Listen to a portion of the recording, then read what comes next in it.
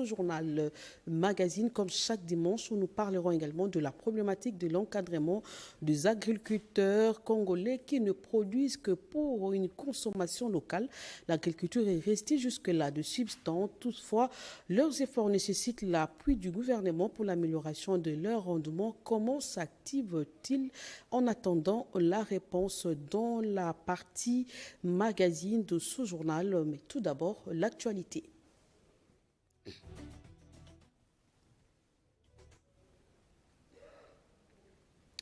31 ans après le départ de l'américain General Motors, Mercedes, une marque allemande s'implante en RDC avec une usine de montage de véhicules.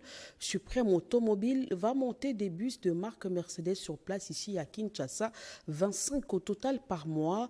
Elle a été inaugurée hier par le président de la République, Félix Antoine Tshisekedi Tshilombo. Patrick Michel Moukoui. Une fois montées, ces pièces détachées vont donner forme à un bus de marque Mercedes capable d'assurer le transport en commun. Il fallait attendre 3 décennies pour voir la République démocratique du Congo ouvrir de nouveau une usine d'assemblage de véhicules sur son territoire. Pour inaugurer cette nouvelle unité de production, c'est l'artisan de la bonne gouvernance et de l'assainissement continu du milieu des affaires, le président Félix Antoine Tshisekedi, qui effectue le déplacement de la 12e rue Limité.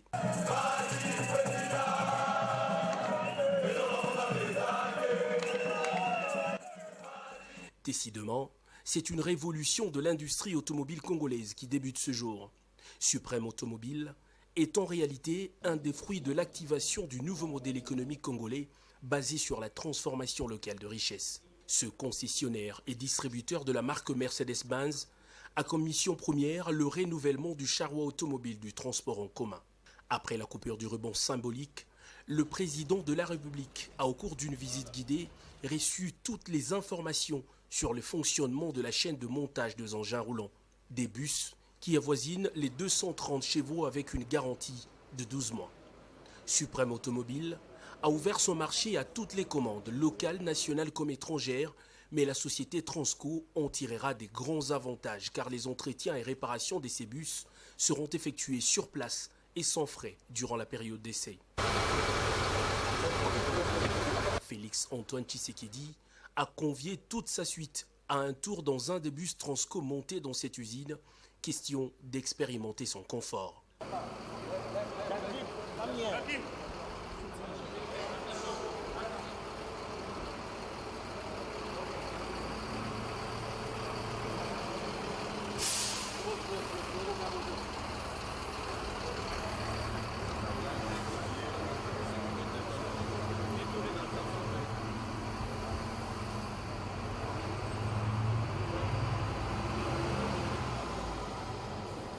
Il n'était donc pas impossible de voir en circulation un véhicule avec la mention fabriqué en RDC. Il suffisait juste d'une volonté politique. La volonté est faite. L'arrivée de Suprême Automobile à Kinshasa pour la fabrication des bus au Made in Congo, applaudi de deux mains, et qui va employer 500 travailleurs, je l'ai dit à l'ouverture de ce journal. Suivez ces quelques réactions. Par la cérémonie de ce jour, toute la politique publique en matière d'achat de bus vient d'être revue et corrigée. Voilà pourquoi, depuis notre prise de fonction à la tête du ministère des Transports, voies de communication et de désenclavement, nous nous inspirons de ces modèles en exigeant des divers partenaires qui frappent à notre porte pour proposer des bus, d'installer plutôt des usines de montage au Congo avec en filigrane tous les effets induits. Aujourd'hui, Excellence, Monsieur le Président de la République, c'est un jour d'action et non pas de parole. Et l'action consiste pour votre très haute autorité à doter le pays de cette usine qui redonne à la commune de Limité qui nous accueille son caractère industriel si mémorable.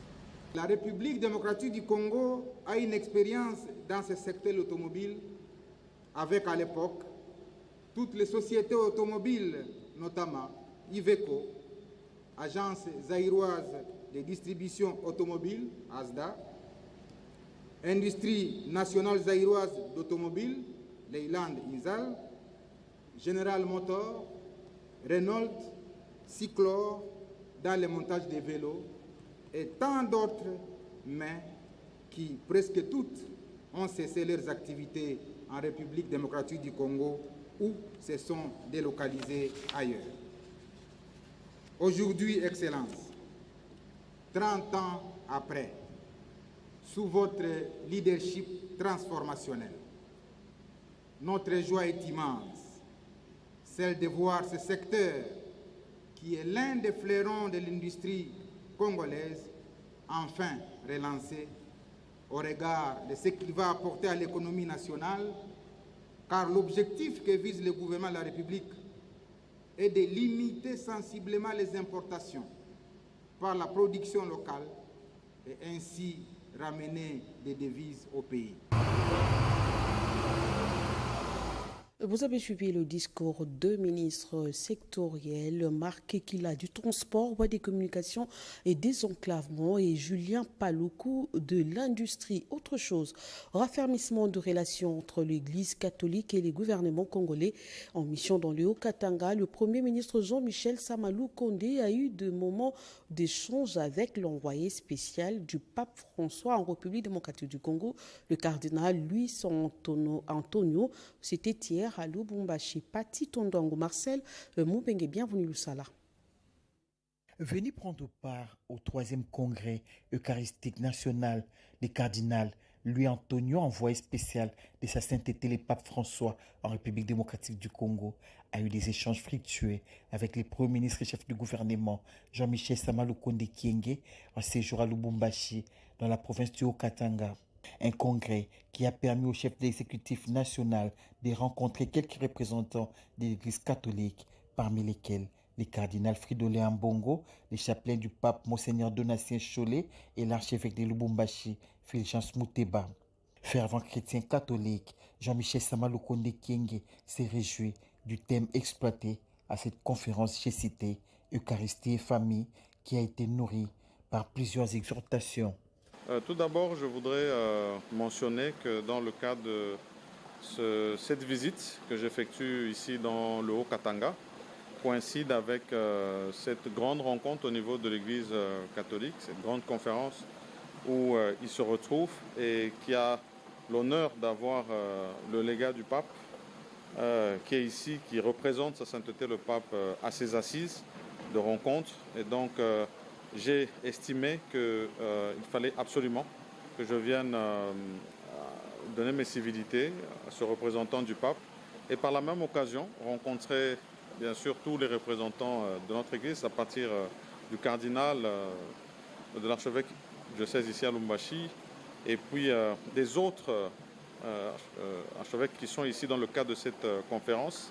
Nous avons eu l'occasion d'avoir un bel échange. Cette rencontre avec les représentants de l'Église catholique prouve à suffisance les relations harmonieuses que le gouvernement entretient avec cette Église et qui doivent être raffermies. Nous sommes à Lubumbashi, vous l'avez compris. Je vous propose cette fois-là sur ces images l'arrivée du Premier ministre Jean-Michel Samalou Kondé Kyenge au chef-lieu de la province du Haut-Katanga.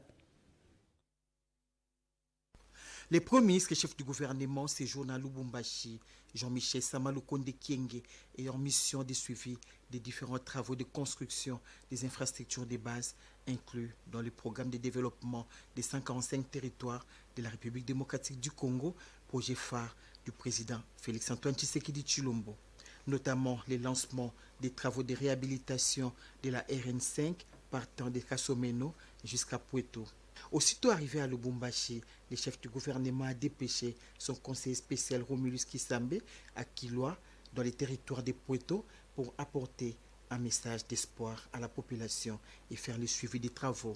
C'est sur instruction de son Excellence, Monsieur le Premier ministre, Jean-Michel Samalou Kondé Kyenge, qui est en ce jour dans le Haut-Katanga et qui sera demain dans la cité de Kasenga, de pouvoir me déployer ici, dans le territoire de Pweto, à Kilwa, dans les secteurs Mouero, pour pouvoir relayer le message qu'il va donner à la population de Kasenga, ne pouvant pas justement se déployer sur les deux endroits.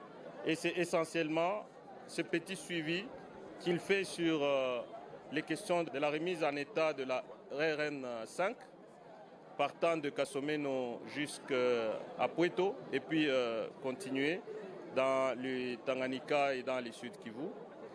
Mais aussi ce projet phare de son Excellence, Monsieur le Président de la République, chef de l'État, son Excellence Félix Antoine Tshisekedi Tshilombo, qui a initié un projet phare pour les développements à la base, ce projet qu'on appelle PDL 145 territoires, faire un état des lieux, effectuer une mission d'inspection, voir un peu si aussi dans le territoire de Pueto, le projet a la même allure d'évolution comme partout ailleurs où il est lui-même en train d'effectuer des itinérances.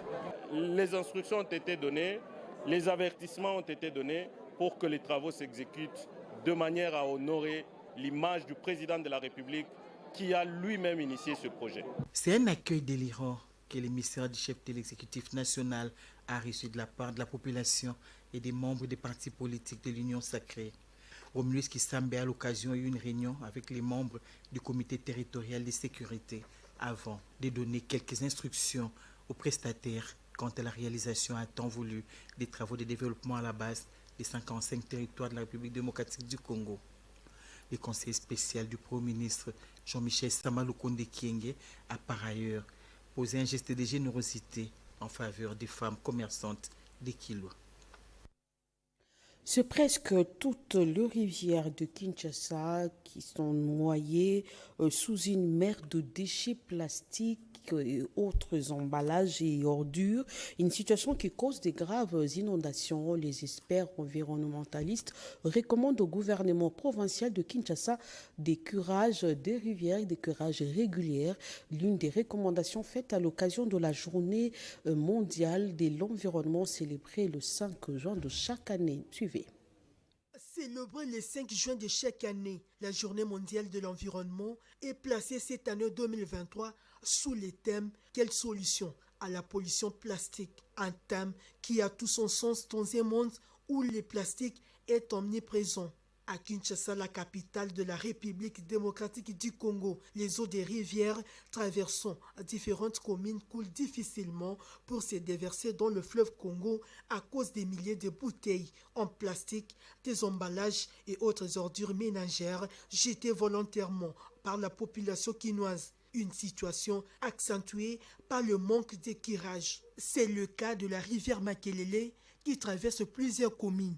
Au niveau de chaque commune, quand elle est bouchée, il y a des inondations sur la voie publique lors des pluies. C'est ce qui arrive sur l'avenue Pharmacie à Kitambo, l'avenue Victoire à Kalamou et sur la première rue à Limete. Parce que la rivière est réservée que pour faire passer les eaux. L'État doit commencer à faire le curage. Il doit initier, certes, ça existe déjà, les activités des salons. L'État doit voter des lois. La population doit éviter à jeter les ordures dans nos rivières. Comment améliorer la gestion des plastiques en République démocratique du Congo? Pour M. Jean-René Bouwela, il faut une bonne politique. Il n'y a pas une politique de la gestion des déchets. Il n'y en a pas. La première solution, c'est l'application des textes réglementaires, des initiatives pour essayer de recycler les bouteilles à plastique. La population congolaise doit s'approprier la notion de respect de l'environnement.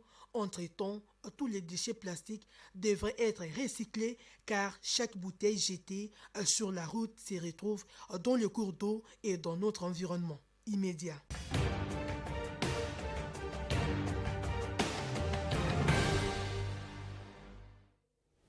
Allez, c'est parti pour la partie magazine. D'abord, le président de la République, Félix Antoine Tshisekedi Tshilombo, magistrat suprême, a présidé au Palais du Peuple la cérémonie de prestation de serment de 4 hauts magistrats de la Cour constitutionnelle.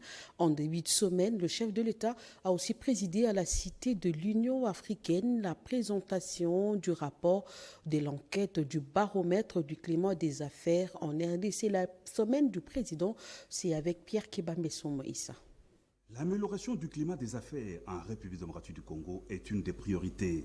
La Cité de l'Union africaine a abrité en début de semaine la cérémonie de présentation des résultats de la première enquête du baromètre national du climat des affaires. L'on retiendra du rapport du baromètre que le climat des affaires est en cours d'amélioration en RDC. De l'enquête menée sur 403 entreprises dans 13 secteurs de l'économie nationale, l'on a récolté 37% de satisfaction. Le président de la République, Félix Antoine Tshisekedi Tshilombo, a salué le travail abattu par le BNCA.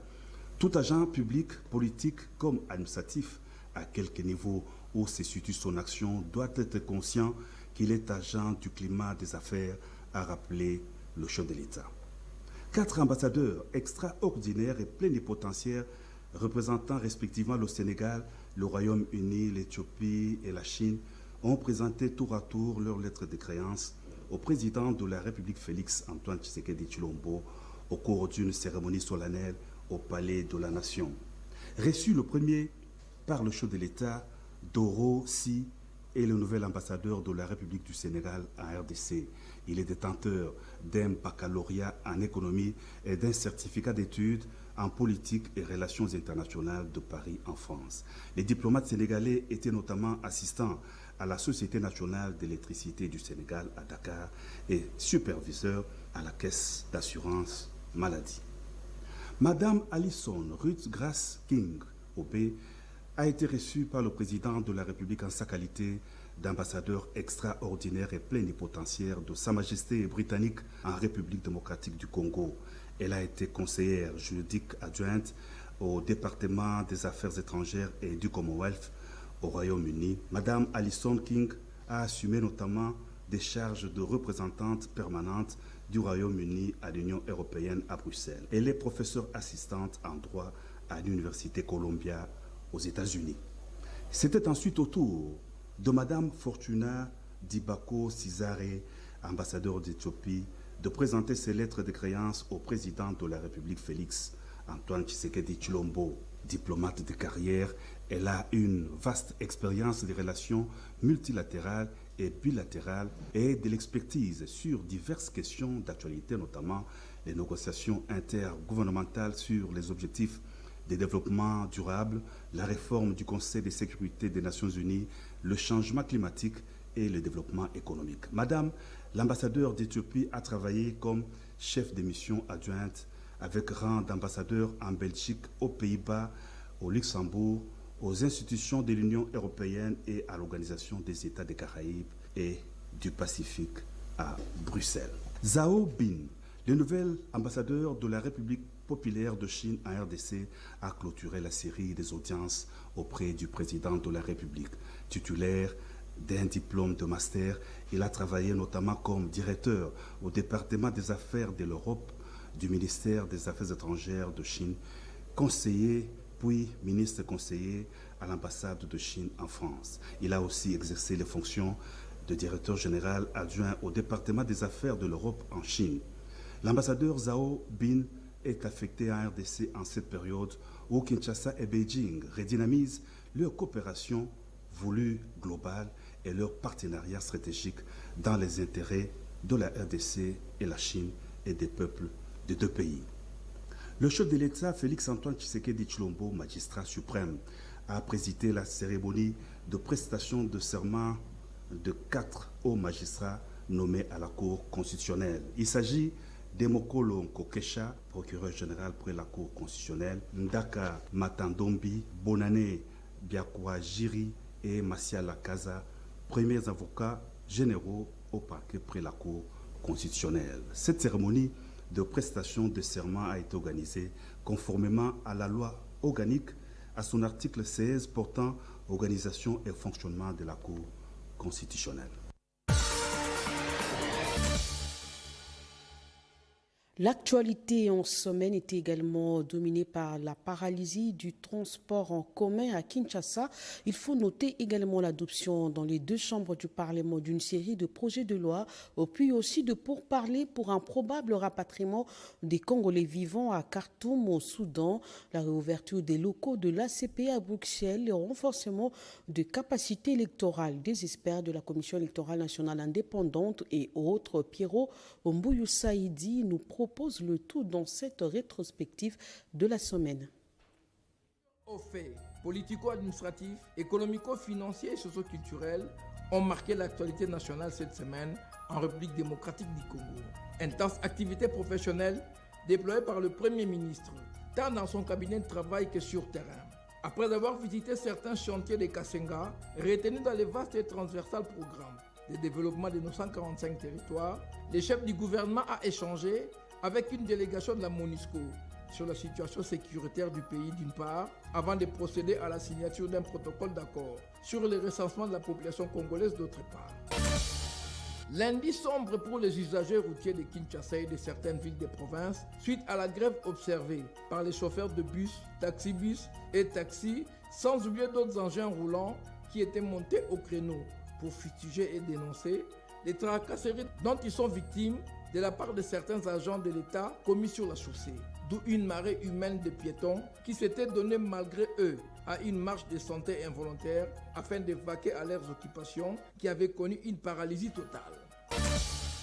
À l'hémicycle du Palais du Peuple, pendant que les honorables députés nationaux à la Chambre basse du Parlement procédaient au vote et entraient à la répartition des sièges pour les prochaines élections législatives nationales, circonscription par circonscription à la Chambre haute du Parlement, les honorables sénateurs, quant à eux, ont examiné quelques projets de loi et auditionné certains membres du gouvernement suite à des motions d'interpellation leur adressées par ces élus des élus.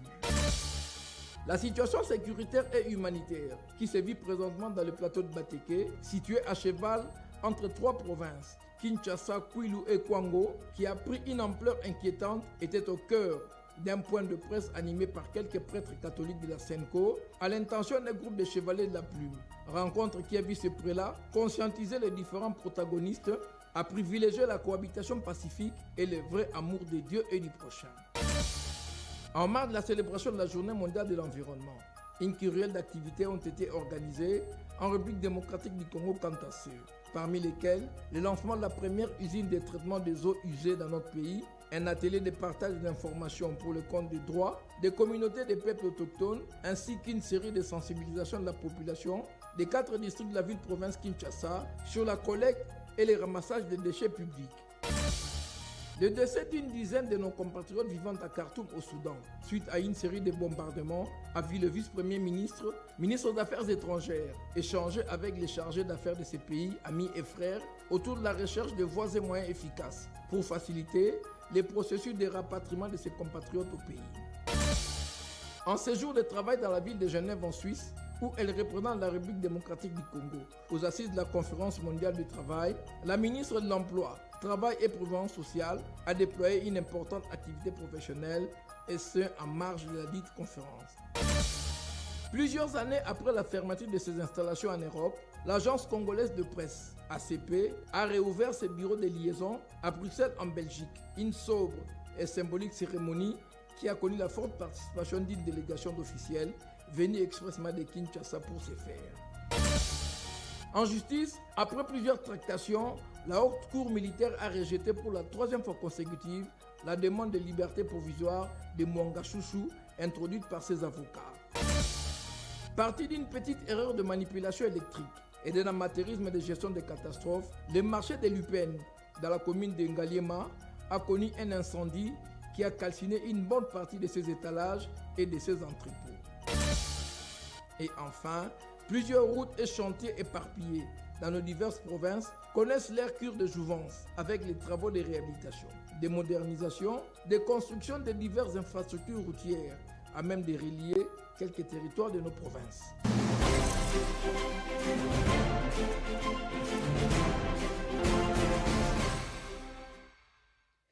Avec toutes les potentialités agricoles que regorge la RDC, paradoxalement, l'agriculture est restée jusque-là des subsistances. On produit pour une consommation locale et par de moyens et avec de moyens des bords pour la plupart. Et pourtant, les efforts nécessitent l'appui du gouvernement pour l'amélioration de leur rendement. Cette question, comment s'active-t-il en attendant cet appui et qu'est-ce qui est prévu par les gouvernements pour soutenir les producteurs congolais? Tentative de réponse dans ce dossier que nous propose Fifi Mukundi.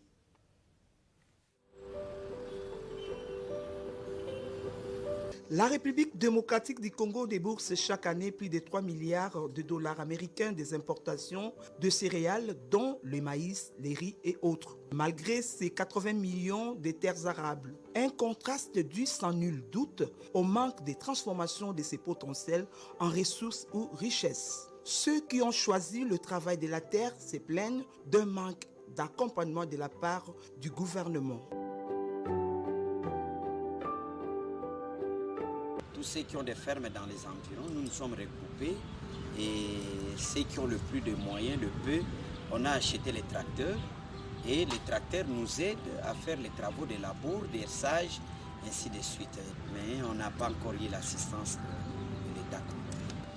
Avec les moyens de bord, pour faire ce que nous devons faire, nonobstant le manque de l'appui du gouvernement de mon pays. Avec des moyens de bord, les opérateurs du secteur agricole s'investissent pour inonder les grands centres d'approvisionnement et de consommation de leurs différents produits. L'alimentation étant un besoin de base prioritaire, d'où cet appel pour développer le secteur agricole. Nous avons besoin des intrants, plusieurs sortes d'intrants. Nous avons besoin de boutures ou de variétés de maïs et de manioc qui sont plus modernes ou la capacité productive très élevée. Et même la création d'une banque de crédit agricole pour que nous, agriculteurs, nous allons chercher des crédits pour booster nos activités agricoles. Côté gouvernement, les efforts vont dans le sens d'améliorer la production locale. Le ministère de l'Agriculture vise l'autosuffisance alimentaire. Il faut encourager les producteurs. L'État n'est pas agriculteur. L'État est appelé à jouer un rôle de régulateur, d'accompagnement. Il faut ramasser dans tous les bassins de production. Celui qui a des tonnes, celui qui a 10 tonnes, celui qui a 1000 tonnes. Si les plans structurels, nous allons faire un système d'agrégation où l'État signe avec des grands fermiers, des grands producteurs à travers les zonages regroupés de la République.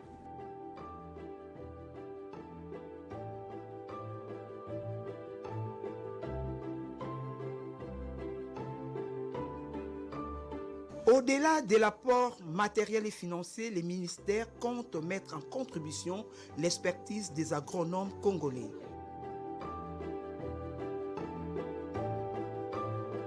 L'agronome chercheur congolais n'a pas été compris, n'a pas été assisté, n'a pas été subventionné.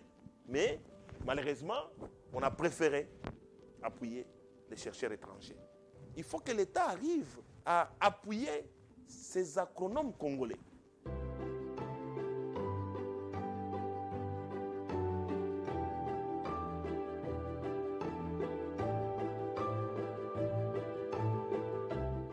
Le ministère de la Recherche scientifique ou l'INERA prendra sa place en accompagnant l'agriculture. Certes, l'accroissement de la production locale reste un défi et les moyens de le relever sont à la portée du gouvernement. Toutefois, l'apport des producteurs locaux n'est pas à négliger dans ces processus de la valorisation de nos terres arables. Ces producteurs sont des acteurs clés dans ce secteur combien vital qui est l'agriculture. Leur accompagnement portera des fruits à court, à moyen et à long terme.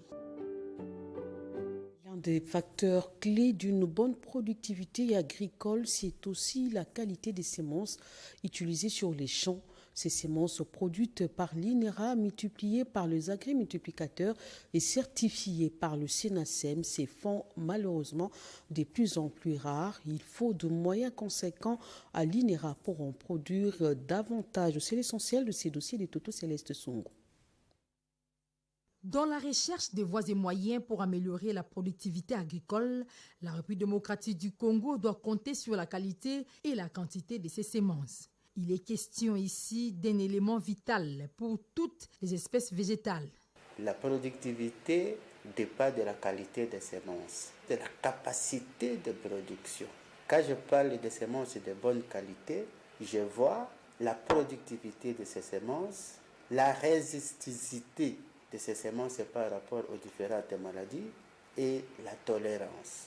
C'est-à-dire, nous avons des espèces qui ont une grande capacité de production, qui doivent résister à différentes maladies. La sémence, cette souche de grande importance dans l'épanouissement du secteur agricole n'est malheureusement pas accessible à plusieurs producteurs agricoles qui n'arrivent toujours pas à obtenir de résultats escomptés, malgré toute leur bonne foi et des efforts consentis. Actuellement, les graines sont rares et chères. Les semences nous viennent de l'intérieur du pays et chaque semence a son prix. Si les semences, tout venant, sont à la portée de tous, les semences améliorées posent problème. Les agriculteurs et même les agri-multiplicateurs ont besoin de l'appui du gouvernement pour rentabiliser leur production. À l'époque, la production était meilleure parce que l'État nous accompagnait. Actuellement, nous sommes abandonnés à notre triste sort. Nous avons besoin du soutien des tracteurs. Le site est très vaste. Des semences certifiées et de qualité que nous sommes en train de multiplier ici parce que nous sommes une population qui est regroupée dans des structures. Voici le champ. C'est un champ que nous avons semé dans des normes techniques recommandées par le programme national avec suivi des agronomes, des ingénieurs et des experts jusqu'à ce que nous allons arriver à la récolte. La plupart des producteurs apprennent sur l'État. Une formation technique sera d'un grand apport. Nous nous sommes engagés comme experts par le ministère et nous devons descendre sur le terrain pour l'encadrement, la formation et le suivi technique des agriculteurs sur le terrain afin d'avoir une production escomptée.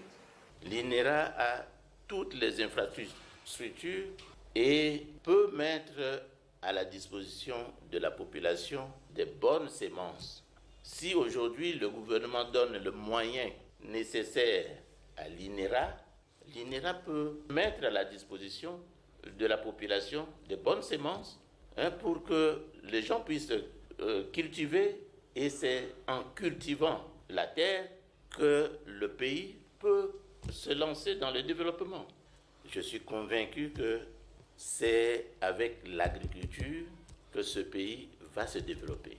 Le réveil agricole de la RDC est possible, à condition que le gouvernement mette le paquet dans la mise en œuvre de politiques agricoles nécessaires, susceptibles de rendre accessibles les semences de bonne qualité. Objectif, booster l'agriculture congolaise par l'amélioration du rendement des agriculteurs locaux.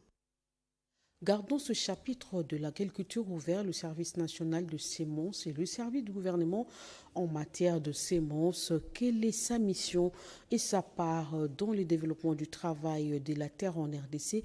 La rédaction du journal télévisé a rapproché les coordonnateurs nationaux du CNASEM, Clément Kankou. On l'écoute au micro de Bobette Eyenga.